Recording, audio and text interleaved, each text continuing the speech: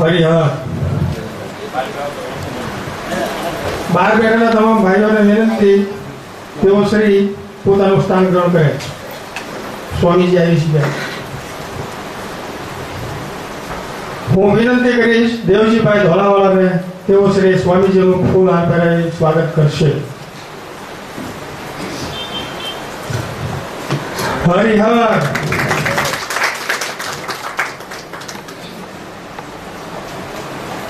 બધાય ફોન એકદમ સાયલેન્ટ રાખજો, બને ત્યાં સુધી બંધ જ રાખજો અને વ્યવસ્થા એ રીતે એકદમ આગળ મૂકી ત્યાં બેસજો.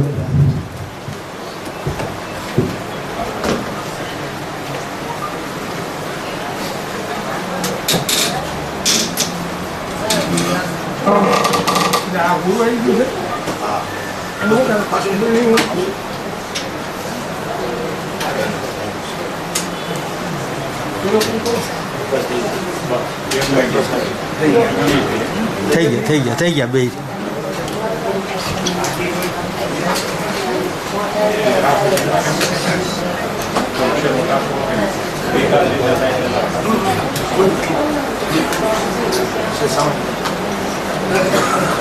વિકાસ ને બોલી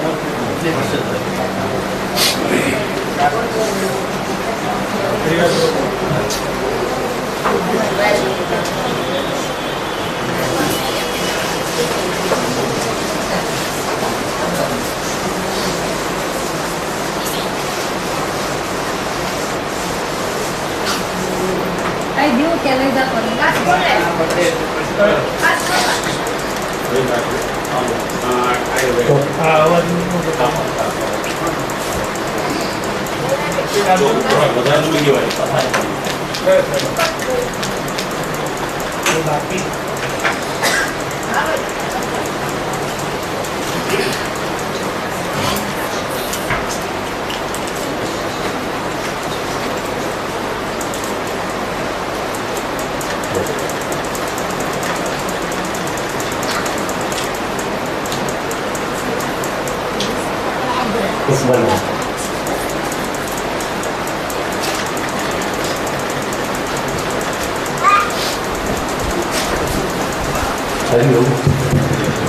હરિઓમ બરાબર.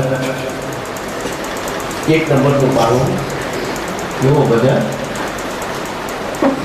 હું બોલું છું પછી આપ બધા બોલજો. ઓમ શન્નો મિત્રઃ શમ વરુણઃ શન્નો ભવત્કર્યમા शन्नो इंद्रो बृहस्पतिः शन्नो विष्णु गुरुक्रमः नमो ब्रह्मणे नमस्ते वायो त्वमेव प्रत्यक्ष ब्रह्मासि त्वमेव પ્રત્યક્ષ બ્રહ્મ વદિષ્યામિ શ્રુતમ વદિષ્યામિ સત્યમ વદિષ્યામિ તન્મામ ભવતુ તદવક્તારમ ભવતુ અવતુ મામ ભવતુ વક્તારમ असतो मां सद्गमय तमसो मां ज्योतिर्गमय मृत्यो मां अमृतगमय ॐ पूर्णमद पूर्णमिदं पूर्णात्मुदच्यते पूर्णस्य पूर्णमादाय पूर्णमेवावशिष्यते ॐ शान्तिः ॐ शान्तिः ॐ शान्तिः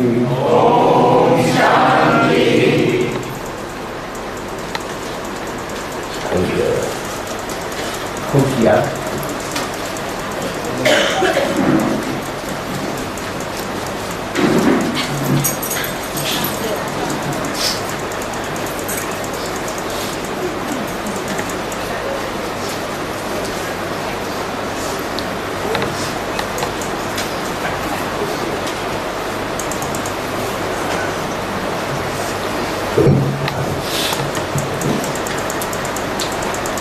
हरिओम આજે કર્મયોગ વિશે આમ તો અષ્ટાવક્ર ગીતા અને ભગવદ્ ગીતા બંનેનો સમન્વય છે, પણ અષ્ટાવક્ર ભગવદ્ ગીતામાં કર્મયોગને બહુ વિસ્તારથી બતાવવામાં આવ્યું છે. એટલે ઘણા ભાઈઓની ઈચ્છા હતી કે કર્મયોગ વિશે આજે સમજાવો. આજે છેલ્લો દિવસ છે આપણો. એટલે કર્મયોગ એ કર્મ એટલે શું? હવે આપણે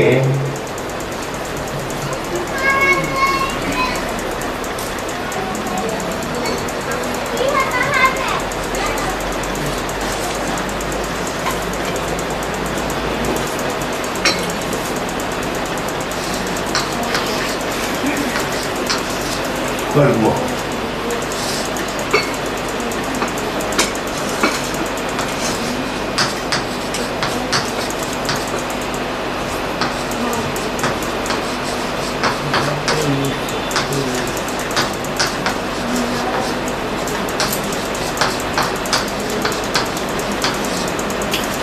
વેપાર ધંધો ખેતી નોકરી રસોઈ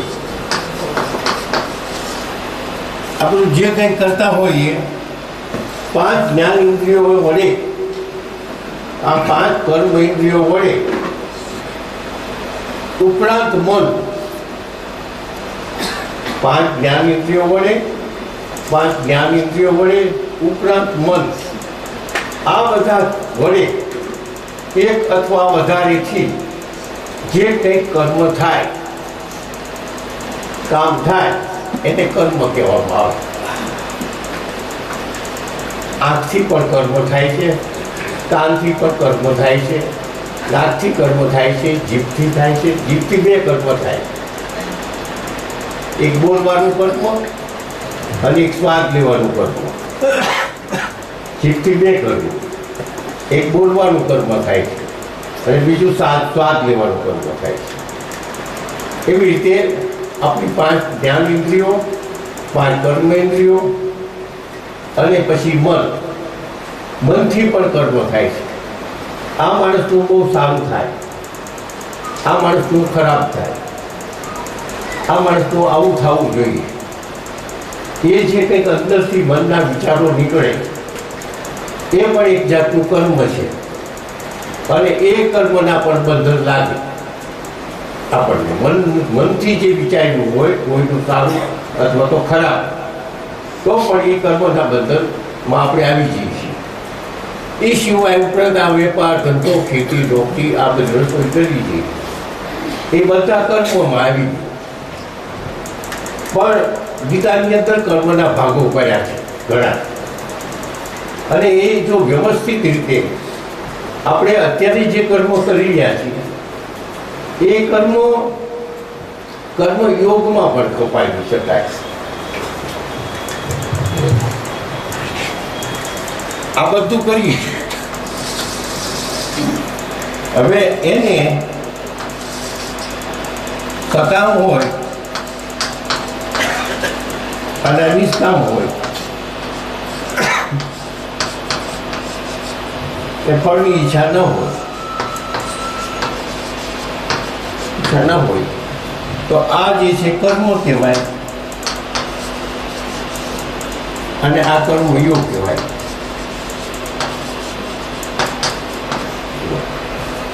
આ જ કર્મ ઉપર બતાવે એ જ કર્મ. પણ જો સકામ હોય, સકામ એટલે સમજ્યા ને, એમાં ફળ લેવાની ઈચ્છા. સકામ એટલે ફળ લેવાની ઈચ્છા. મેં કર્યું છે અને મારે ફળ જોયું છે, એનું પરિણામ મને મળવું જોઈએ ટૂંકમાં, તો એ કર્મ છે. અને એ જ કર્મ, આ જ કર્મ જો તમે નિષ્કામ ભાવે કરો તો કર્મયોગ છે. કર્મનું બંધન લાગે, કર્મયોગનું બંધન ન લાગે. પણ કર્મનું બંધન લાગે કે કર્મયોગ મુક્તિ અપાવે, આ બંધન કરાવે, આ મુક્તિ અપાવે. કામ એક જ છે.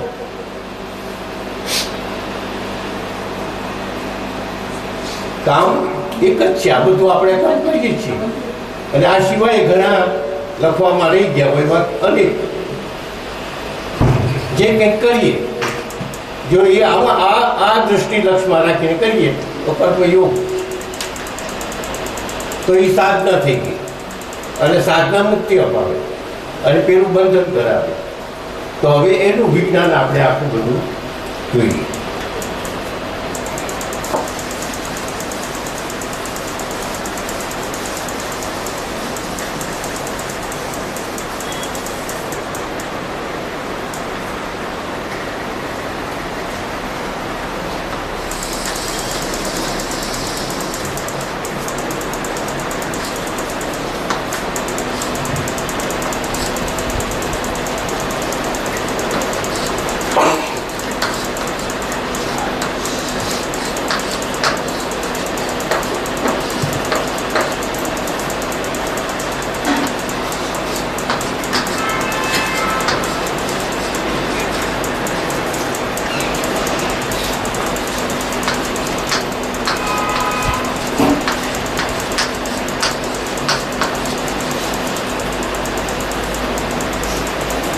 કર્મના ત્રણ ભાગ પડ્યા. એમાં પહેલો ભાગ છે ક્રિયામાં, પ્રારબ્ધ અને સંચિત કર્મ. હવે ક્રિયામાં આપણે વર્તમાનમાં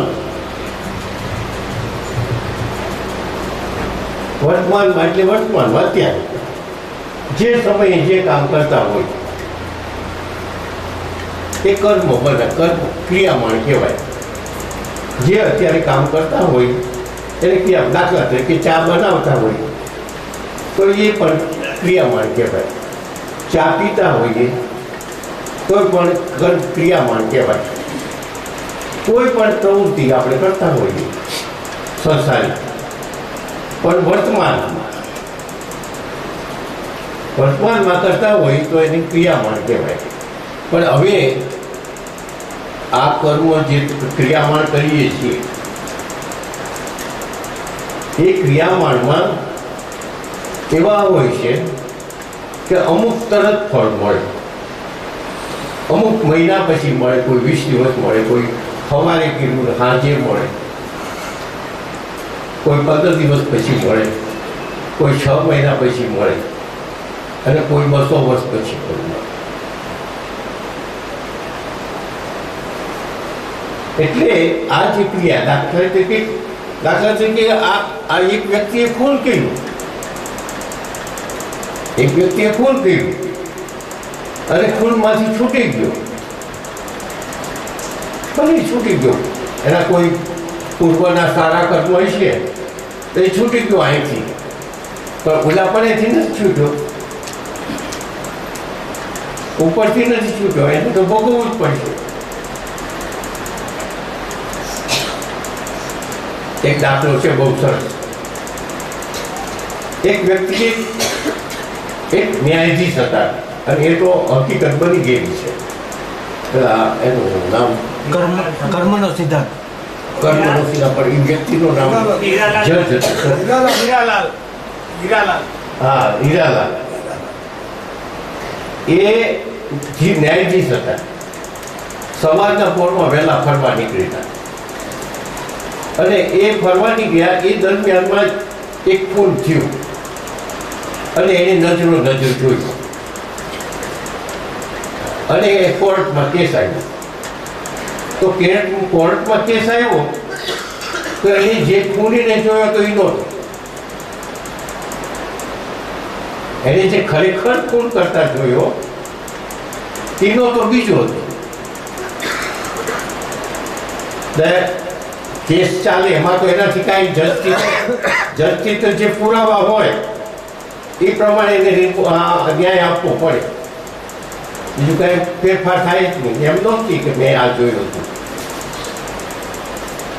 એને તો આગળ જે પોલીસે પુરાવા રજૂ કર્યા એટલે બધા પુરાવા એવા બધા મળી ગયા કે એ ખરેખર એ ખૂની છે.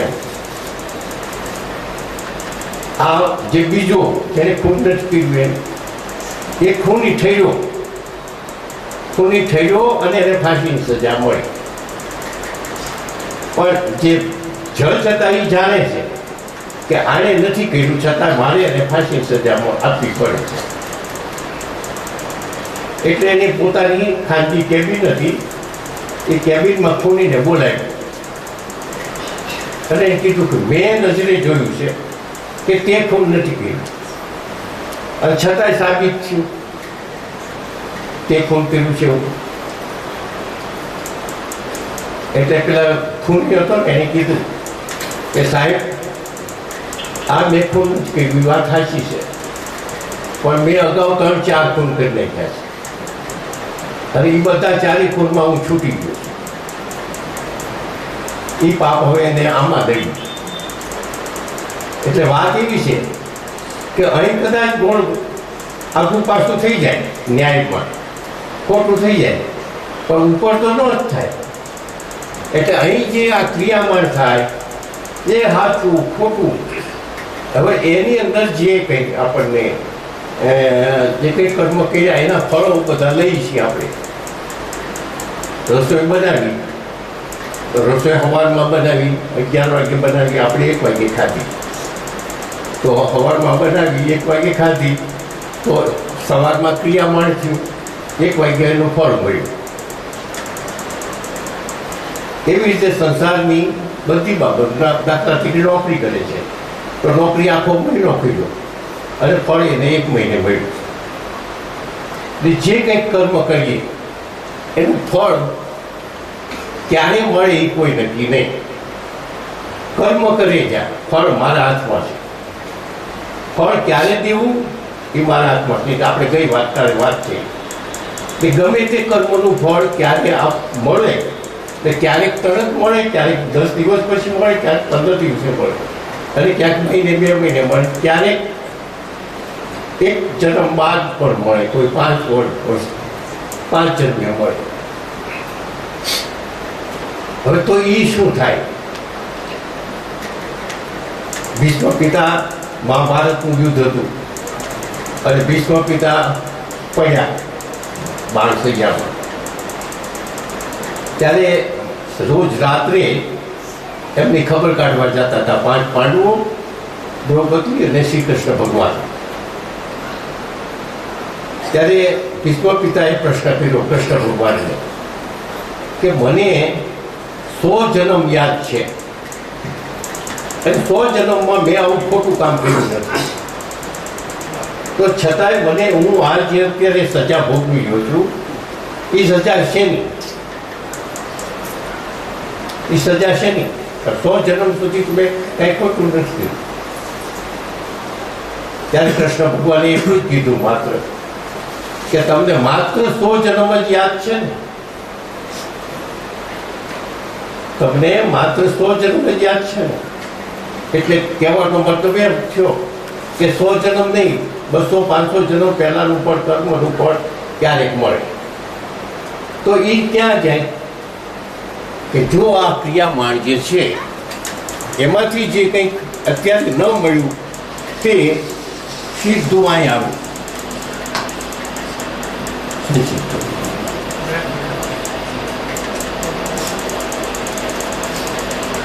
તે જે ભોગવાતું હોય ભોગવાય,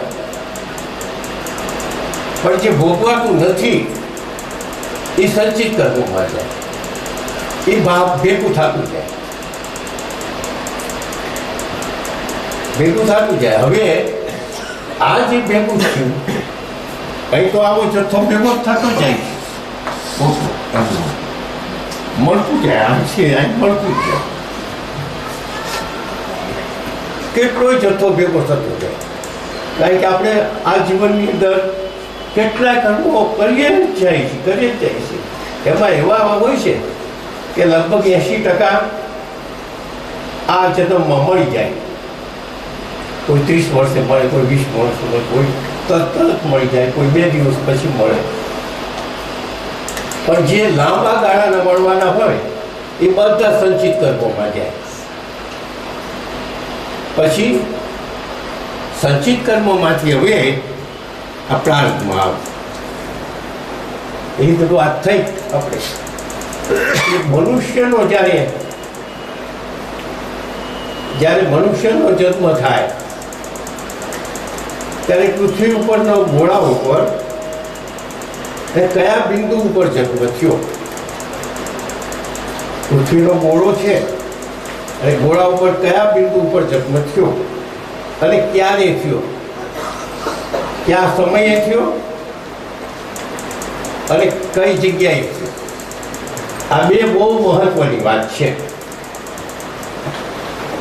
હવે એ જ્યારે થયો ત્યારે આકાશની સ્થિતિ કેવી હતી કે ભાઈ આકાશમાં સૂર્ય ક્યાં હતો, ચંદ્ર ક્યાં હતો, શનિ ક્યાં હતો, રવિ ક્યાં હતો, આ બધા બુધ ક્યાં હતો, એ બધાની ડિગ્રી કેવી કેવી એ વખતના જે જન્મ થયો બાળકનો અને જે પૃથ્વી ઉપર આવ્યો ત્યારે એના જે કિરણો કેવી રીતે પડ્યા અને એ કિરણો પ્રમાણે એના જન્માક્ષર લખાઈ ગયા.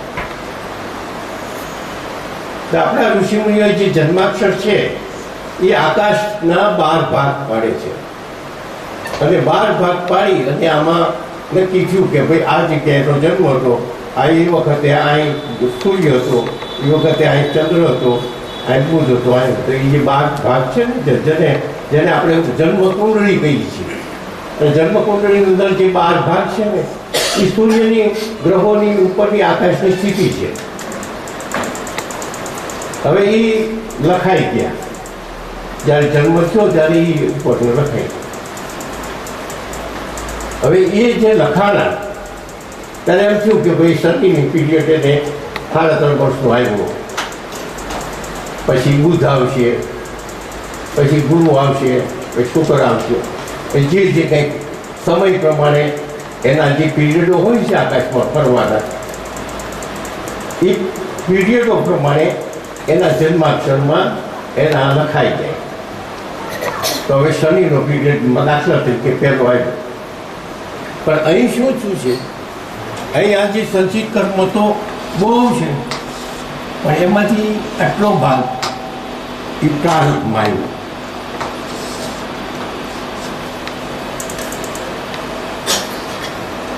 એટલો ભાગ પ્રારબ્ધમાં આવ્યો. જ્યારે જન્મ થયો ત્યારે તે દિવસ ત્યાં 20 સેકન્ડ.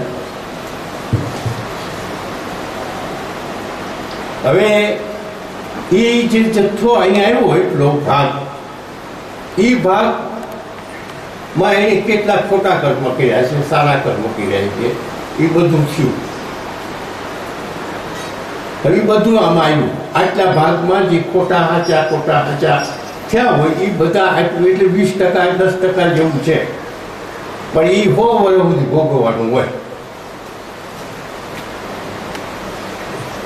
એની આયુષ હોય ત્યાં સુધી.